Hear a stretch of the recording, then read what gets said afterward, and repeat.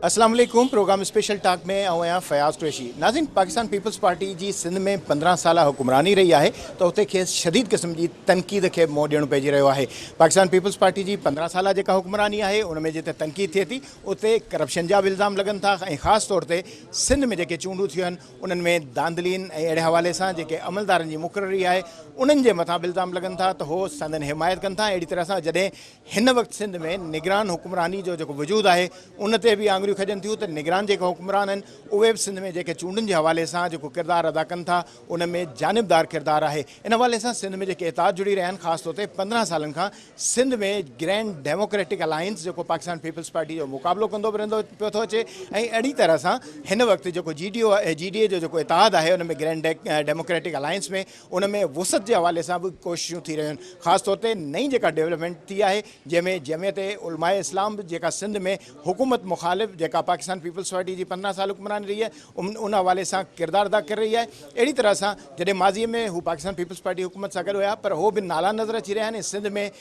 जेको मुक़ाबले जी जेका फ़िज़ा क़ाइमु थी रही आहे उन में MQM बि GDA सां हथ मिलाइण जे लाइ अॻिभराई कई आहे। अॼु इन हवाले सां फंक्शनल लीग हाउस में इजलास बि हुयो ऐं सरदार अब्दुल रहीम जेको सेक्रेटरी इतलात बि आहिनि उहे मौजूदु आहिनि। उन्हनि खां पुछूं था जेको इजलास थियो उन में कहिड़ी अॻिभराई थी है। अस्सलाम वालेकुम सरदार साहब। अच्छा सरदार साहब, आज जो इजलास भी हुआ है MQM भी आपके शामिल थी GDA के इत्तेहाद के हवाले से और इसके अलावा मौलाना साहब राशिद महमूद सुमरो भी आए हैं, तो क्या जो वसअत दी जा रही है GDA को उसमें मज़ीद पार्टियां शामिल होंगे या एक अलग पार्टी का जो अलायंस होगा GDA के? देखिए, ये हक और सच और फरेब का मुकाबला है।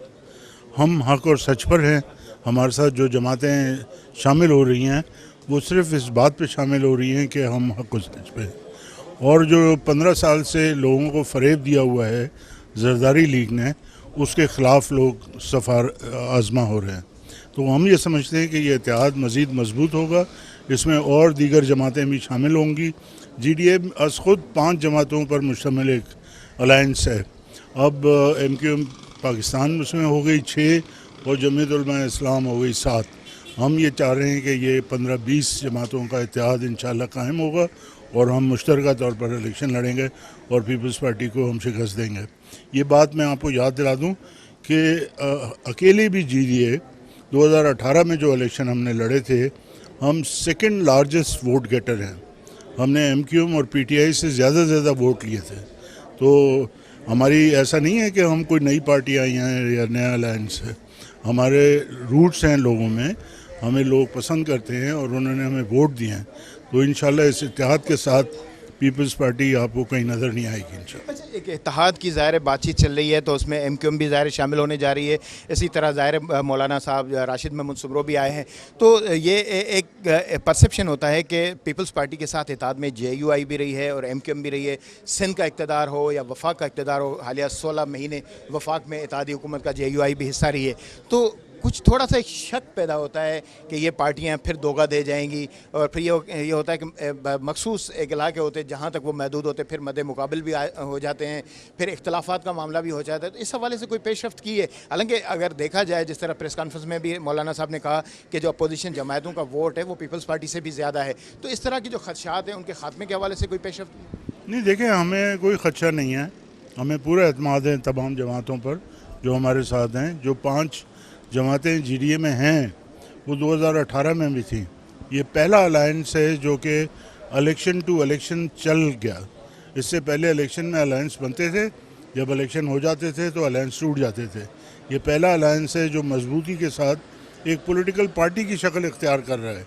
एक कॉमन निशान पे इलेक्शन 2018 का भी सितारे पे लड़ा और ये जो आइंदा इलेक्शन आ रहे हैं इसको भी सितारे पे हम लड़ेंगे। तो हमें पूरा एतमाद है अपने साथियों पर और नई दीगर जो पार्टियां शामिल हो रही हैं उन पे भी हमें पूरा एतमाद है, क्योंकि हम ऐसी बात कोई नहीं कर रहे कि जो किसी की काट हो। हम सिंध के मफाद की बात कर रहे हैं, सिंध के अवाम के मफाद की बात कर रहे हैं। और जो पीपल्स पार्टी का जुल्म सितम और रिश्वत सदानी जो पीपल्स पार्टी ने सिंध के वसाइल हड़प किए हैं, वो सिंध के अवाम से दुश्मनी इन्होंने दिखाई है, तो उसकी हम बात कर रहे हैं और उसी वजह से लोग हमारे साथ शामिल हो रहे हैं। तो हमें पूरा एतमाद है उन पर कि वो हमारे साथ रहेंगे और जो हमारा लहम अलम बना रहे हैं वो उसको इंशाल्लाह कामयाबी से हम किनार करेंगे। अच्छा, बड़ा आपने इंकशाफ किया है कि सितारे के निशान पर जो है वो इंतखाब लड़ना है, तो एमक्यूएम अपनी पतंग से हट जाएगी और जो डॉल्फिन नहीं कहा, मैंने जीडीए के हवाले से कहा था।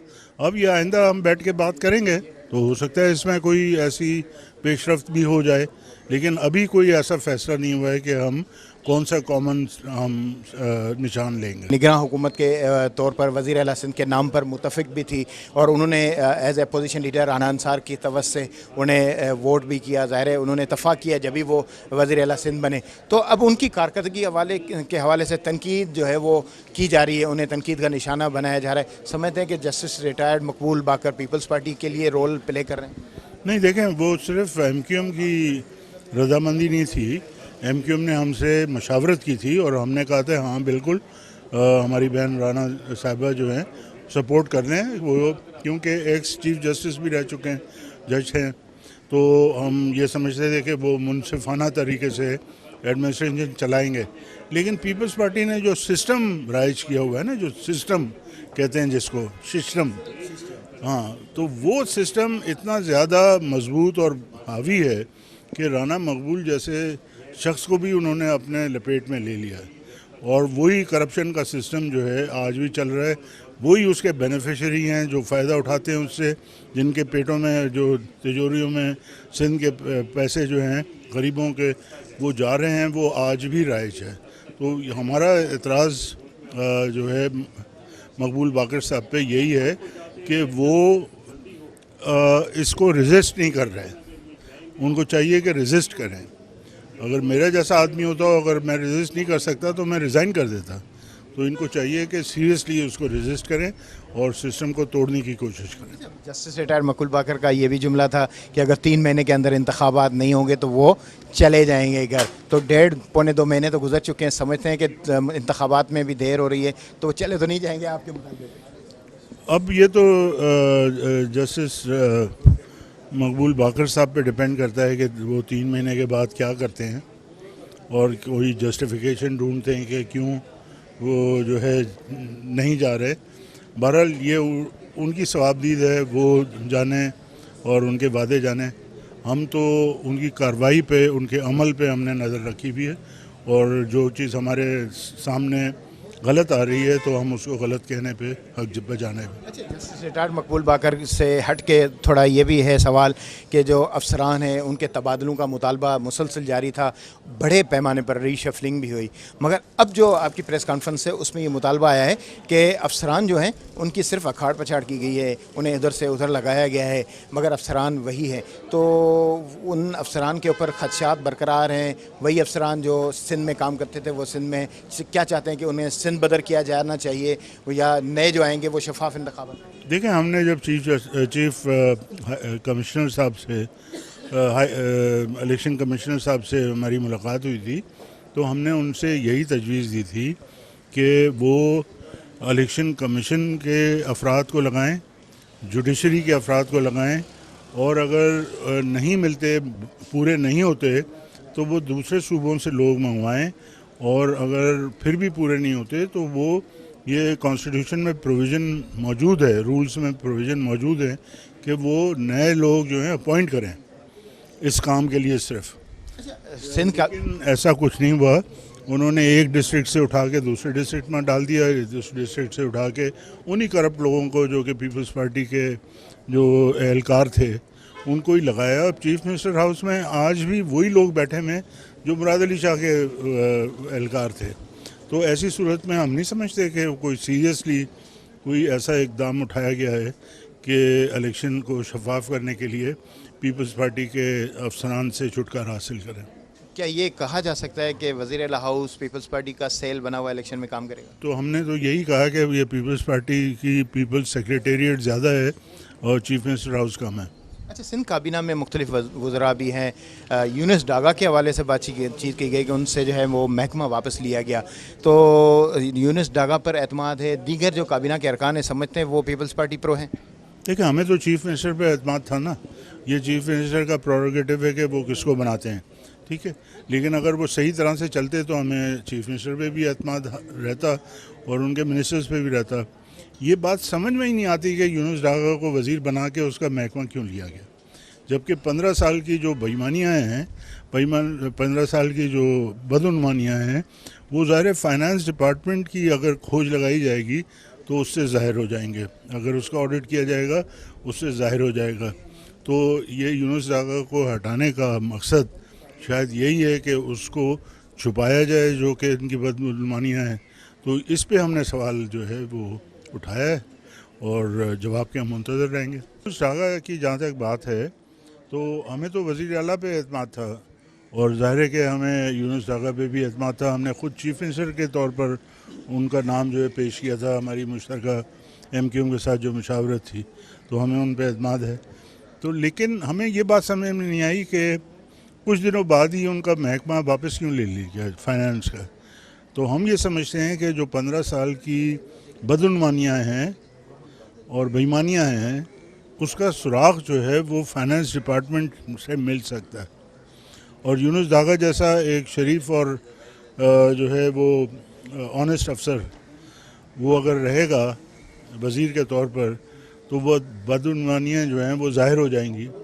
तो इसीलिए प्रेशर डाला गया चीफ मिनिस्टर पे और उनका महकमा वापस लिया गया। अच्छा, मेयर चेयरमैन उनके हवाले से भी मुतालबा करेंगे कि उनको भी उनके इख्तियारात जो हैं वो उन्हें महदूद किया। देखिए 2018 जब के इलेक्शन हो रहे थे, हालांकि 2018 के इलेक्शन के रिज़ल्ट्स हम जो है उसको तस्लीम नहीं करते थे, हमने मजबूरन तस्लीम किया था क्योंकि वो बेईमानी रिग्ड इलेक्शन थे। 6 बजे के बाद के इलेक्शन रिज़ल्ट थे जो कि बेईमानी पर थे मबनी। तो लेकिन उसके बावजूद भी जो लोकल गवर्नमेंट के फंड से उनको फ्रीज़ कर दिया गया था। तो इसका मतलब ये है कि लोकल गवर्नमेंट जो है वो असरअंदाज हो सकती है इलेक्शंस पर, वो ख़ास तौर से चेयरमैन और काउंसलर्स और ये वो हो सकते हैं। तो इसीलिए हमारा ये मुतालबा है कि जब तक इलेक्शन नहीं होते लोकल गवर्नमेंट्स को मुअत्तल किया जाए, और लोकल गवर्नमेंट को मुअत्तल करने के बाद जब इलेक्शन हो जाएं, साफ शफाफ हों, तो लोकल गवर्नमेंट के बड़ा मुतनाज़ा है उस पर दोबारा से इलेक्शन करने का सोचा जाए। ठीक है, बड़ी मेहरबानी। सरदार अब्दुल रहीम जो ये चवणो तो जेको निगरान हुकूमत जो सेटअप है उनमें काफ़ी क़दुरु जिते बेहतरी हुई उते कोताहियूं आहिनि। उन हवाले से उन्होंने मुतालबो किया है तो जस्टिस रिटायर्ड मकबूल बाकर न सिर्फ पंहिंजो क़िबिलो दुरुस्त करे बल्कि जेका पंहिंजी हुक्मरानी है उनखे बेहतर करे।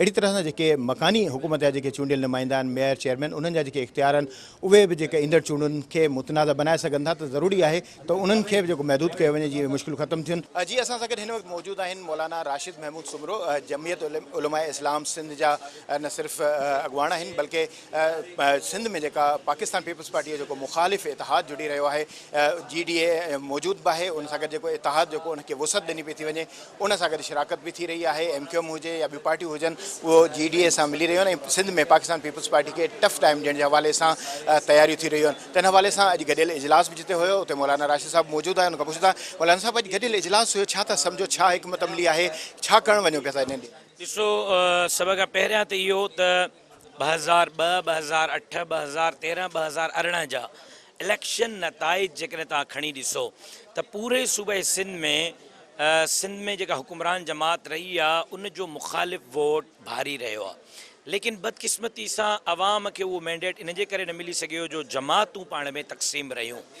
ज़रूरत इन जी महसूस कईसीं त आवाम जॾहिं एॾो वॾो वोट ॾिए थो, तक़सीम असांजे इख़्तिलाफ़नि जे करे थिए पियो त इहो मुनासिब अमल न आहे। हिन दफ़े कोशिशि कई आहे त हिकु ग्रैंड अलाइंस कॉम्प्रेस जमातूं, सियासी जमातूं, मज़हबी जमातूं मिली करे ताकी वोट तक़सीम न थिए। जिते जंहिंजो मैंडेट हुजे सभु जमातूं उन जे मैंडेट खे तस्लीम करे 1-on-1 मुक़ाबले में वञनि। उन हवाले सां मुशावरती अमल जारी हुयो जेको अॼु मैच्योर थियो आहे। इतफ़ाक़ थियो आहे त ग्रैंड अलायंस जी तरफ़ अॻिते वधिजे। लेकिन उन जा कुझु नुकात तय करण जे लाइ अॼु ज़ैली कमेटीज़ तय कयूं वयूं आहिनि। उन सां गॾोगॾु मज़ीद जमातुनि खे शामिल करण जे लाइ बि टास्क उन ज़ैली कमेटी खे ॾिनो वियो आहे। जल्द रिज़ल्ट्स जेको आहे उहो मैच्योर थींदियूं ऐं अवाम जे साम्हूं ईंदियूं। ॿियो इहो हो त जेको निगरान सेटअप लॻो आहे उन जो किरदारु मशकूक आहे। ट्रांसफ़र पोस्टिंग्स जेकियूं थियनि पियूं उहे सभु पुराणे दौरे हुकूमत वारनि अफ़सरनि जूं थियनि पियूं। इलेक्शन कमीशन सिंध जे मेंबर जो किरदारु मशकूक आहे, जंहिं ते अॼु टिनी जमातुनि गॾिजी करे, टे त न चइजनि छो त GDA में 5 जमातूं आहिनि, हिकु JU आहे, हिकु MQM, त 7 जमातुनि गॾिजी करे इलेक्शन कमिश्नर जे हटाइण जो बि मुतालबो कयो आहे सूबाई, ऐं वज़ीर आला साहब खे बावर करायो आहे त तव्हां एज़ अ जस्टिस हिकिड़ा बाकिरदार रहियो तव्हांजे फ़ैसिला ग़ैर मुतनाज़े रहिया सिंध जो अवाम अॼु बि तव्हांजे फ़ैसिलनि खे एहतराम जे नज़र सां ॾिसे थो लेकिन एज़ ए चीफ मिनिस्टर तव्हांजो किरदारु मशकूक थी रहियो आहे पंहिंजो पाण खे मशकूक थियण खां बचायो। अच्छा मौलाना साहब जहिड़ी रीति पाण ज़ाहिर ॻाल्हि कयूं था मौलाना जस्टिस रिटायर्ड मक़बूल बाकर जी उन जे हवाले सां MQM मुशावरत में बतौर अपोज़िशन लीडर उन जी शिरकत हुई शमूलियत हुई उन जी रज़ामंदी सां ई मक़बूल बाकर ते इतफ़ाक़ थियो त हाणे जॾहिं MQM तव्हां सां गॾु आहे त जस्टिस रिटायर्ड मक़बूल बाकर ते उन जो बि एतिराज़ु आहे त जॾहिं एतिराज़ बि आहे उन ते एतमाद बि न आहे एतबार रहियो न आहे। ईअं न आहे ॾिसो MQM सभिनी सां मुशावरत कई JUI सां बि GDA सां बि उन वक़्तु जेको असां फ़ैसिलो कयोसीं जस्टिस मक़बूल बाक़िर साहब जे एज़ ए जस्टिस किरदार खे ॾिसी कयोसीं जंहिं ते अॼु बि असां क़ाइल आहियूं। मां अॼु बि उनजे एज़ ए जस्टिस किरदार जी तारीफ़ कयां थो GDA तारीफ़ करे थी MQM तारीफ़ करे थी लेकिन उनजो एज़ ए चीफ मिनिस्टर किरदारु तब्दील थी रहियो आहे जंहिंजे लाइ असां उनखे रिक्वेस्ट कयूं था त ईअं न कयो जेको तव्हांजो किरदारु एज़ ए जस्टिस हो जेको आहे मुतनाज़ हिते बि तव्हां पंहिंजो पाण खे ग़ैर मुतनाज़ रखो असां महसूसु कयूं था त तव्हां हिते मुतनाज़ बणिजी रहिया आहियो। अच्छा जस्टिस रिटायर्ड मक़बूल बाकर खां पाण हटी अगरि जेकॾहिं अचो ॾिसूं ओवरऑल अगरि जेकॾहिं सिंध जी सियासत ते ॾिसूं त उन में MQM जेका आहे हुकुमरान जमात सां गॾु रही आहे ज़ाहिर तव्हांजी पार्टी बि उन्हनि सां गॾु रही आहे पीपल्स पार्टी सां गॾु ऐं पीपल्स पार्टी जी जेका 15 साल कारकर्दगी हमेशह इन खे निशानो बनायो वञे थो चयो वञे थो त 15 सालनि में सिंध खे पीपल्स पार्टी फुरियो लुटियो हालांकि जेकॾहिं पाण 16-17 महीना पुठिते वञूं त पीपल्स पार्टी उहा ई पार्टी हुई जेका 15 सालनि खां 14 सालनि ताईं जेकॾहिं वञे उनजो किरदारु माज़ी में रहियो जमियत उलमा इस्लाम मौलाना फज़ल रहमान साहब हमेशह उनजी हिमायत बि कई आहे ऐं हाणे बि ज़ाहिर इहो इम्कान घटि नथो थिए त जॾहिं इक़्तिदार जो वारो अचे थो त मौलाना साहब गॾु हुजे थो पर सिंध में उनजी मुखालफ़त थिए थी सम्झो था त तव्हांजो जेको मौक़िफ़ सिंध में स्टांस आहे JUI सिंध जो त उन में मौलाना साहब ॿीहर रुकावट न बणजंदो ॿीहर फ़ैसिला बदिलबा न। मां जेकर अॼु बीठो आहियां त मौलाना फज़ल रहमान साहब जी इजाज़त ऐं मर्ज़ी सां बीठो आहियां पहिरीं ॻाल्हि ॿी ॻाल्हि थोरी तसहीह जी ज़रूरत आहे जमियत उलमा इस्लाम जो पीपल्स पार्टी सां कॾहिं बि कोई इतिहाद न आहे रहियो MQM जो रहियो आहे उनजो जवाबु अवां MQM खां पुछो जमियत उलमा इस्लाम हमेशह पीपल्स पार्टी जी मुखालिफ़ रही आहे 16 महीननि जी PDM जो हुकूमत जो अवां ज़िक्र कयो त हिकु पीपल्स पार्टी PDM जो हिसो न हुई जंहिं PDM जो सरबराह मौलाना फज़ल रहमान हो पीपल्स पार्टी उनजो हिसो न हुई ॿियो JUI ऐं पीपल्स पार्टी जो इतिहाद न हो पीपल्स पार्टी जो इतिहाद भी मुस्लिम लीग नून सां हो JUI जो इतिहाद भी मुस्लिम लीग नून सां हो लिहाज़ा जेका हुकुमरानी ही मुस्लिम लीग नून जी ही इनखे तसीह करण जी ज़रूरत आहे जमियत उलमा इस्लाम जो कॾहिं भी पीपल्स पार्टी सां न इंतखाबी न हुकूमती कोई इतिहाद न आहे पर जेकॾहिं पाण मेयर कराची जी जेकॾहिं चूंड जो जाइज़ो वठूं त कराचीअ में ॾिसो उनजो मां जवाबु प्रेस कॉन्फ्रेंस में भी ॾेई चुको आहियां त चॉइस ख़तम थी चुकी हुई ॿ उम्मीदवार हुआ एक जमात इस्लामी जो एक पीपल्स पार्टी जो जमात इस्लामी वारनि PTI सां हथ मिलायो PTI सां JUI जो नज़रियाती इख़्तिलाफ़ आहे 18 सालनि खां JUI PTI जे ख़िलाफ़ जद्दोजहद पई करे JUI वटि को ऑप्शन न हो जेकॾहिं जमात इस्लामी PTI सां हथ न मिलाया त JUI जी अवलीन ऐं बहितरीन चॉइस जमात इस्लामी लेकिन PTI ऐं जमात इस्लामी जे ताज जे करे असांखे मजबूरन वोट त हुयो 3 वोट हुया जेका असांखे इस्तेमालु करणा न उन्हनि 3 वोटनि ते उहो मेयर खटे पियो न हाराए पियो फ़र्क़ु तव्हांजे साम्हूं आहे 3 वोट त कास्ट करणा हुआ त पोइ असांजी चॉइस सेकंड ऑप्शन हो जंहिंजे जेकॾहिं 3 वोट तव्हां वापसि वठो आहे त मेयर मुर्तज़ा वहाब कराची जी मेयरशिप में ज़ाहिर नाकाम वञे हुनखे वधीक केतिरो तव्हां ॾिसो त मार्जन आहे उनखे 3 वोटनि जो उहो असां उनजी बाक़ाइदा वर्किंग कईसीं हा असांजा 3 वोट जेकॾहिं फ़ैसिला कोन हुजनि त असां वोट कास्ट न कयूं आहे लेकिन उन में मार्जन जेको आहे उहो 30-40 जो उहो फिगर असांजे साम्हूं पहिरियां पीपल्स पार्टी रखी चुकी हुई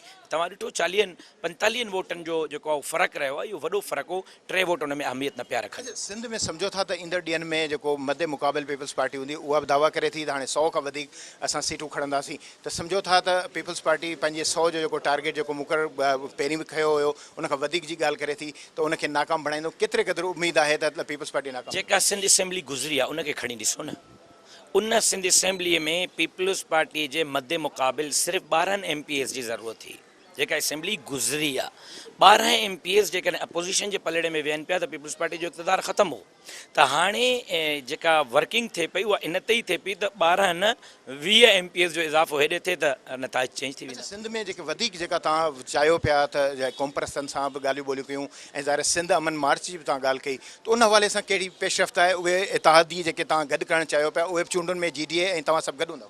ॾिसो चूंडुनि जे हवाले सां त मां तव्हांखे ॿुधाए चुको आहियां अमन मार्च जे हवाले सां दावत ॾिनी आहे अमन मार्च JUI जो आहे वर्कर JUI जो हूंदो सॼी सिंध खे असां दावत ॾिनी आहे, मज़हबी, क़ौम पर, सियासी, वापारी तमामु तनज़ीमुनि खे, छो त इशू सिंध जो आहे, सिंध जे अमन जो आहे, सिंध जे करप्शन जे ख़िलाफ़ु आहे, ग़रीब हारी मज़दूर मिसकीन जी जंग विढ़ वञूं पिया। जेको ईंदो असां उन्हनि खे वेलकम कंदासीं, जेका लीडरशिप ईंदी उन्हनि खे वेलकम कंदासीं। मां उमेद करियां थो त इंशाल्लाह तमामु लीडरशिप इन खे सपोर्ट कंदी। नून लीग के हवाले से हिकिड़ो सवाल तव्हां खां पुछां, ज़ाहिर उन्हनि बि धड़ेबंदी शुरू कई आहे, सिंध में सफ़बंदी शुरू करे ॾिनी आहे, मियां साहब अचण जे हवाले सां अकबराई नज़र अचे पई, हुनजी 21 अक्टूबर ते ऐलान थियल आहे, त नून लीग खे पाण सां मिलाइण जे हवाले सां कोशिशि कंदो या हो साॻिया ॿीहर उन्हनि सां? जी न, यकीनन उन्हनि खे गॾाइण जी कोशिशि कबी।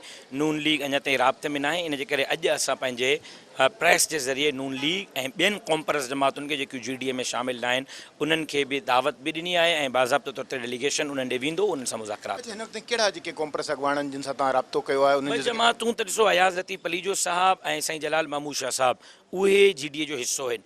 उन खां अलावा ॿाहिरि जेकियूं वॾियूं जमातूं आहिनि, डॉक्टर कादिर मक्सी साहब आहे, रियाज़ ख़ान चांडियो साहब आहे, सनान ख़ान कुरैशी साहब आहे, गो के सनान साहब ऐं रियाज़ साहब गैर इंतखाबी सियासत कनि था, लेकिन बहरहाल उहे सिंध जूं कॉम्परस जमातियूं आहिनि। उन सां गॾु मुस्लिम लीग नून आहे ऐं ॿियूं मज़हबी ऐं सियासी जमातूं जिन खे मां कोशिशि कंदुसि त गॾियण जी कोशिशि कजे। वॾी महिरबानी। मौलाना राशिद महमूद सुमरी जो चवणो हो त कोशिशि कंदासीं त नवाज़ लीग हुजे या जेके बि ॿियूं पार्टियूं आहिनि उन्हनि खे असां पाण सां गॾु मिलायूं, ईंदड़ चूंडुनि में जेके असांजे जेके इतिहादी हूंदा उन्हनि में वाधिब थिए ऐं पीपल्स पार्टी खे टफ टाइम ॾिजे ऐं मुक़ाबिलो बि सख़्तु कजे।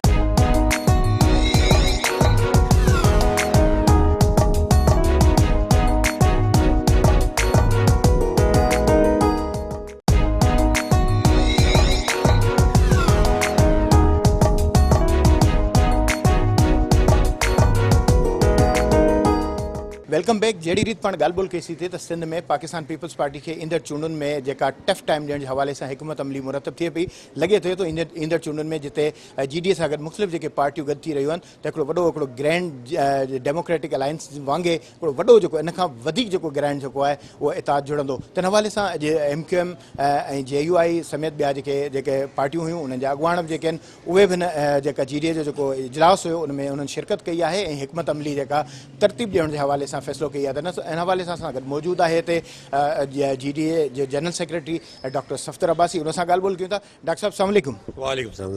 डॉक्टर साहब, अॼु हिकिड़ो इजलास तव्हांजो हिते मुरतब थियो जंहिंमें GDA खे वुसत ॾियण जे हवाले सां वधीक पेशरफ़्त नज़र आई, जंहिंमें ख़ासि तौर ते JUI जी बि शमूलियत जे हवाले सां अकबराई नज़र आई, सिंध जो सदर उनजो हाफ़िज़ राशिद महमूद सुमरो, अहिड़ी तरह सां MQM जो अॻुवान फारूक सत्तार ऐं ॿिया बि हिन में इजलास में शरीक हुआ। छा सम्झो था त वधीक हिकिड़ी जेका सगारी कुवत जे तौर ते सिंध में हाणे जेके चूंडूं थींदियूं मध्य मुक़ाबिल हूंदो, पीपल्स पार्टी खे टफ टाइम ॾींदो या सिर्फ़ु इहे रवायती ऐं रवाजी जेको जुमिलो हूंदो इन ताईं महदूद?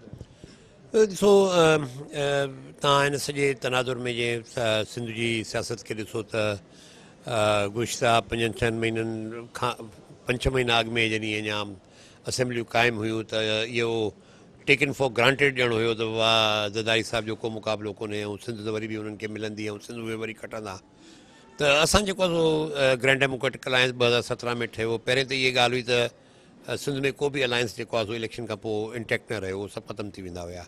त असांजी ख़्वाहिश या कोशिशि हुई ऐं बैसियत वरी सेक्रेटरी जनरल जॾहिं मां मुक़ररु थियुसि त असां हिन अलायंस खे हलायूं। त मां सम्झो त वरी असांजी कामयाबी इहा हुई त असां हिन अलायंस खे 2018 जी इलेक्शन खां कैरी ओवर करे 2023 में बि अची विया आहियूं ऐं हाणे बि जेको आहे सो पीर साहब पागारी साहब जी क़यादत में जेको आहे सो GDA हिकिड़ो रजिस्टर्ड अलायंस आहे ऐं असांजो पंहिंजो निशान आहे सितारो, ऐं इनशाला असां सभु सितारे जे निशान ते विढ़ंदासीं। त हिकिड़ी त ॻाल्हि हुई त GDA खे इंटैक्ट रखणु, मां सम्झो त इहो जेको GDA खे इंटैक्ट रखणु ऐं ॿियनि पार्टीज़ जी शमूलियत जीअं सिंध यूनाइटेड पार्टी आहे ऐं ॿियनि जी हिमायत सां असां इहो थी वियो त ग्रैंड डेमोक्रेटिक अलायंस पंहिंजी जाइ ते मौजूदु रहंदो। ॿी ॻाल्हि इहा हुई त बाबा पोइ ॿिया दीगर अलायंस त हिनखे वुसत कीअं ॾिजे ऐं 1-to-1 मुक़ाबिलो कीअं अचे, इहा कीअं सूरताल ठाहे जिते असां हिकिड़ो पॉलिटिकल ऑल्टरनेटिव ॾियूं, जिते सिंध जो आवाम इहो महसूसु करे त बाबा असां हिकिड़े क्रेडिबल ऑल्टरनेटिव खे वोट था ॾियूं पिया। ईअं रुगो को मोटली क्राउड या को ईअं पंहिंजो जेको क्राउड इकठो न थियो आहे, पर हिकिड़ी जेन्युन ऑल्टरनेट पीपल्स पार्टी जे मुक़ाबले में हिकिड़ो ऑल्टरनेट जेको आहे सो हिकिड़ो मुतबादल क्रिएट थी वियो आहे। त मां सम्झो आहिस्ते असां उन ॾे वधी रहिया आहियूं। असां ऑपोज़िशन लीडर जी हैसियत में MQM खे जॾहिं सपोर्ट कयो त किन दोस्तनि असांखे इहो चयो त तव्हां पाण छो न उमेदवार थियो। असां महसूसु कयोसीं त बाबा असांजे वोट घटि हुया ऐं MQM जी जेके वोट वधीक हुया त असां उनजी लेडी पहिरियों दफ़ो हिकिड़ी लेडी असां ऑपोज़िशन लीडर खणी आयासीं। उन खां पोइ JUI सां असांजो लोकल लाड़काना अवामी इत्तेहाद आहे जंहिंजो मां पाण कन्वीनर बि आहियां। सो उन हवाले सां JUI जी ख़ासि तौर ते राशिद नासिर जेके असांजा मुंहिंजा नंढड़ा आहिनि उन्हनि सां हिकिड़ो अहिड़ो राब्तो आहे जंहिंजे करे जेको असां इहा कोशिशि कईसीं। मौलाना साहिबु वरी पाण आयो अचे साईं सदुद्दीन शाह साहिब सां मिलियो ऐं जेका ई असां तइ कयोसीं JUI बि इन सॼे अमल में जेको आहे सो इन जेको बि ऑपोज़िशन जी इहा ग्रुपिंग ठहे थी उनखे सपोर्ट कंदी। हिन महिल असां केतिरियूं ॿियूं जमातूं आहिनि जंहिंजी क्रेडिबल जमातूं आहिनि जंहिंजी ऑफर आहे असांखे, नंढियूं पार्टीज़ आहिनि, कॉम्प्रेस पार्टियूं आहिनि जिन जी असांखे ऑफर अथव, असां तव्हां ताउन करण लाइ तयारु आहियूं। त मां सम्झां थो पियो त इनशाला त अल्टीमेटली असांजो इहो आहे त सिंध जो अवाम इहो महसूसु करे त बाबा न हिकु हटी न आहे, हिकु पंहिंजो 15 सालनि खां जेका हिकु हटी हले थी पई इन जो टोड़ जेको आहे हाणे मौजूदु आहे। इनशाला तव्हांखे उहो टोड़ करे ॾींदासीं इनशाला। हिते वरी अहम जेको सुवाल उथे थो जंहिंमें ख़ासि तौर ते कुझु त तव्हांजा जेके प्रेस कॉन्फ्रेंस में अहम मुतालबा बि साम्हूं आया, ख़ासि तौर ते सिंध जो जेको इलेक्शन कमिश्नर आहे उन जे हवाले सां तव्हांजा इल्ज़ाम आहिनि त हू उनजो किरदारु जेको दाग़दार आहे। अहिड़ी तरह सां जेके UC जा जेके चेयरमैन मेयर्स वग़ैरह या मकानी निज़ाम जा उन्हनि जे मथां तव्हांजो मुतालबो आहे त उन्हनि जे मथां बैन लॻायो वञे। सम्झो था त इहो बैन लॻण सां उन्हनि जी जेका हुक्मरानी जेका आहे उन ते सवाल जे ते उथनि था त ज़ाहिर उन्हनि खे रुकावट न ईंदी। पहिरियों हिकिड़ो साल हो उन्हनि इंसार कयो चूंडनि जे हवाले सां, त इहे मुतालबा सम्झो था मञिबा? ॾिसो ॻाल्हि इहा त इहो असां जॾहिं इलेक्शन कमीशन सां असांजी मीटिंग थी अॼु खां महीनो अॻु में सेप्टेम्बर में ॻाल्हि बंदि त उते बि असां इहे मुतालबा रखियासीं। असां ॾिसो इहा हुननि खे करण जी कोशिशि कई त भई हिकिड़ो सिस्टम ठहियो पियो आहे सिंध जे अंदरि 15 सालनि जो। तव्हांखे जे फेयर एंड फ्री प्रोसेस कराइणो ॾे वञिणो आहे ऐं जेका हिकिड़ी फ्री एंड फेयर इलेक्शन कराइणी आहे त तव्हांखे हिन सिस्टम खे टोड़णो पवंदो। जे उहो सिस्टम जा रेमिनेंट्स मौजूदु हूंदा त उहे जेको आहे सो वरी इहे इल्ज़ाम पिया लॻंदा। त असांजो इहा ख़्वाहिश हुई त बाबा जेको किरदारु रहियो जेको आहे सो प्रोविंशियल इलेक्शन कमिश्नर जो लोकल गवर्नमेंट जी इलेक्शन जे दौरान उहो तमामु जेके जमातूं आहिनि पीपल्स पार्टी खां सवाइ उन्हनि खे रिजेक्ट कयो आहे।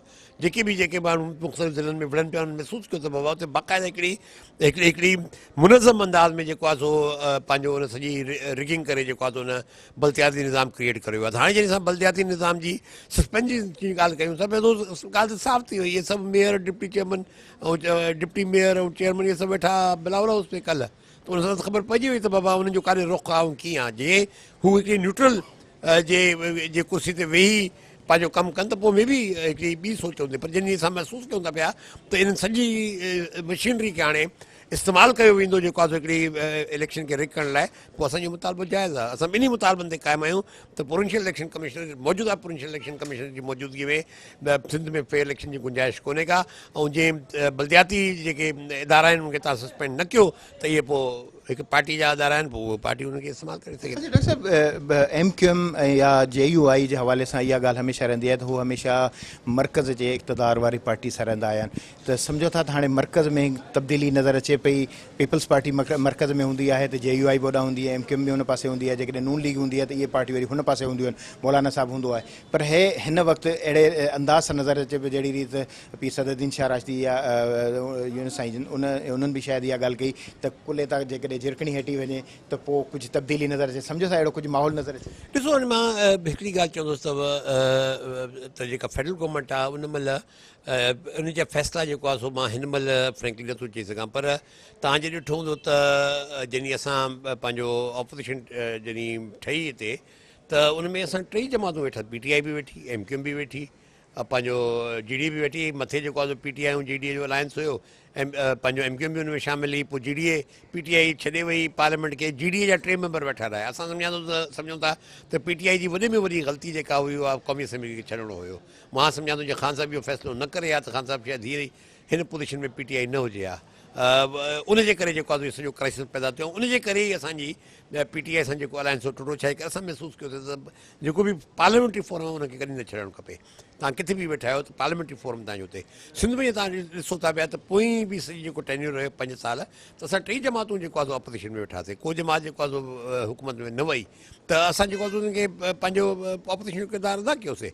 हींअर बि जेका सूरत हाल आहे असां सम्झूं था पिया त बाबा सिंध जे अवाम खे जेका हीअ हिकिड़ी हिकु हटी अची वई आहे, इनखे सिंध जो अवाम टोड़णु चाहे थो पियो। ऐं असां महसूसु कयूं था पिया त उनजे लाइ ज़रूरी आहे त त हिकिड़ो मुश्तरका मुहाज़ ठहे। उन में यकीननि इन ॻाल्हि खे मां बिल्कुलु मदनज़र रखां थो पियो त हिकिड़ी पीपल्स पार्टी 15 सालनि खां वठी जेको हुनजो सॼो पंहिंजो हुनजी जेके क्लचिस आहिनि जेको आहे सॼो दॿायूं वेठी आहे, सॼे हिनखे निज़ाम ते कंट्रोल कई वेठो आहे। हुनजा ऑफिसर्स, हुनजा परवरदा, हुनजा उहे माण्हू जिन खे जेको आहे सो हुननि करप्शन जो हिकिड़ो निज़ाम जिन क़ाइमु कयो आहे, त हुनजा वॾा हिकिड़ा टेंटिकल्स आहिनि, हुनजा वॾियूं हिकिड़ी जेके पंजा उहे चवंदा आहिनि हुन ॻलियल ज़मीन में ॼण ॻलियल आहिनि। सो उनखे टोड़ण जे लाइ ज़रूरी आहे त असां जेको आहे हिकिड़ो मुतहदा मुहाज़ तश्कील ॾियूं। ऐं असां इनशा उन वञी रहिया आहियूं। जीअं तव्हां अॼु ॾिठो हिकिड़ी पॉज़िटिव डेवलपमेंट आई आहे जिते असां हिक ॿिए सां ताउन करण जे लाइ तयारु आहियूं।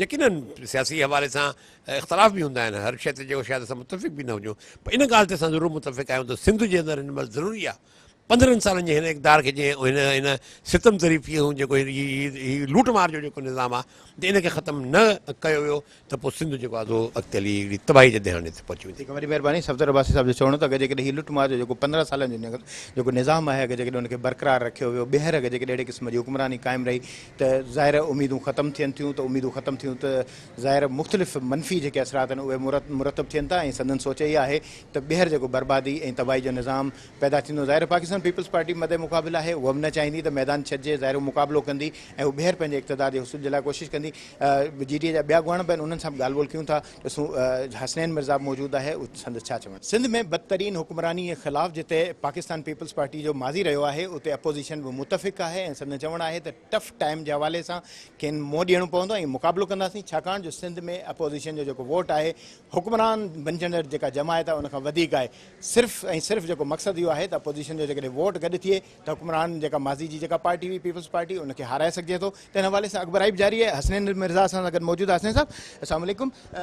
हीउ जेको अॼु वॾो हिकिड़ो GDA जे हवाले सां इजलास थियो, जंहिंमें जेके पार्टियूं अपोज़िशन में जेके ज़ाहिर गुज़िरियल दौर में बि रहियूं, जीअं MQM बि अपोज़िशन लीडर बि तव्हांजी मुशावरत सां थियो, त सम्झो था त इहे MQM या JUI उहे हुकूमत सां गॾु रहियूं आहिनि, इहे तव्हां सां मिली सघंदियूं, दोखो न ॾींदो?